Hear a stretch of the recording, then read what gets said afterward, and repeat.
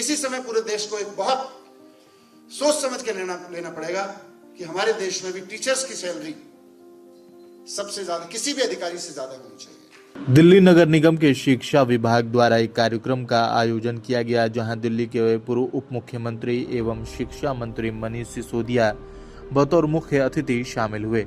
इस दौरान उन्होंने 2047 तक भारत को विकसित बनाने में शिक्षकों की अहम भूमिका पर प्रकाश डाला। उन्होंने कहा, हमारे देश में शिक्षकों की सैलरी एक आईएएस या कैबिनेट सेक्रेटरी से अधिक होनी चाहिए। अगर हमें 2047 में विकसित भारत का सपना सच करना है तो यह कदम इस दिशा में मील का पत्थर साबित होगा। हमारे देश का भविष्य हमारे बच्चे ही हैं और शिक्षक भारत के भविष्य का निर्माण कर रहे हैं।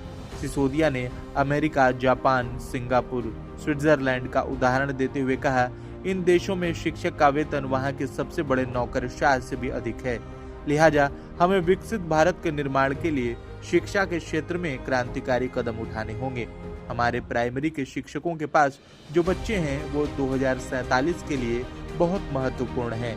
इन बच्चों की उम्र 3 से 10 वर्ष के बीच है। 2047 तक बच्चों की उम्र लगभग 30 साल की होगी। 2047 का भारत कैसा रहेगा, उसकी नींव आज हमारे प्राइमरी के शिक्षकों के हाथ में है। आज हमारे प्राइमरी के शिक्षक 2047 के भारत की एक एक नींव रख रहे हैं। आज जर्मनी में मैंने नोट किया था अभी कहीं से, एक टीचर की सालाना सैलरी एवरेज, उसमें ऊपर नीचे की क्लासेस भी होंगी, एवरेज फिगर मैं दे रहा हूं आपको। एक जर्मनी के टीचर की सालाना वार्षिक सैलरी जो है वो 72 लाख रुपए है, और वहां के जो टॉप ब्यूरोक्रेट है उसकी सालाना सैलरी 71 लाख रुपए है। स्विट्जरलैंड में टीचर की सैलरी वार्षिक 71 लाख रुपए है, और ब्यूरोक्रेट्स जो सीनियर टॉप मोस्ट ब्यूरोक्रेट्स हैं उनकी 64 लाख। आप अंतर देखिए, देश क्यों बढ़ रहे हैं? आप कहीं ना कहीं वो अपने टीचर्स में इन्वेस्ट कर रहे हैं, वो सोसाइटीज अपने टीचर्स में इन्वेस्ट कर रही है।